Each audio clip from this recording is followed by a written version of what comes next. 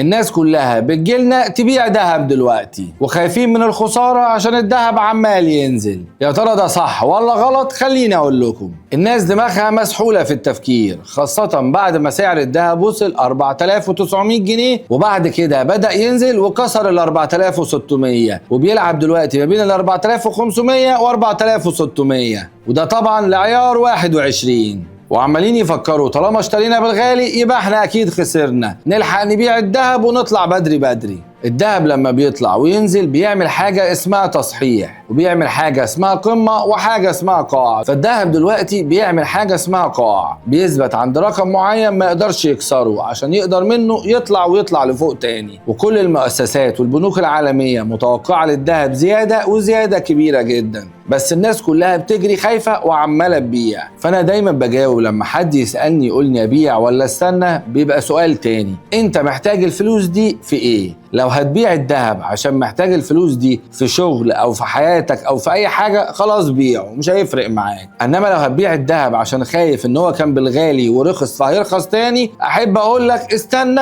ما تبيعش. بالعكس، ده وقت شراء، عشان ده الوقت اللي بنقدر منه نعمل متوسطات. كل ما هتشتري أكتر كل ما التكلفة عليك هتقل، متوسط سعر الجرام بتاعك هيبقى أقل، وبالتالي الذهب أول ما يعمل زيادة هتقدر تكسب وتكسب كتير جدا. ويمكن الكلام ده هيبقى للناس اللي بتحب تشتري سبائك أكتر، إنما المشغولات هي كده كده استثمار، لأنها زينة وخزينة، هي ماسكة فلوس ومتشالة وفي نفس الوقت بتتلبس وتبقى زينة. لو احتجت الفلوس هتلاقيها حاضرة. فيا جماعة بلاش هوجة إن كله يروح يبيع في نفس الوقت، وأول ما الذهب يغلى كله يروح يشتري في نفس الوقت. أنت كده ما بتكسبش. وبس كده، اكتبوا لنا أنتوا بقى في الكومنتس، بتشتروا دهب دلوقتي ولا خايفين؟ كان معاكم دكتور ياسر الطويل، وده الجواهرجي. سلام.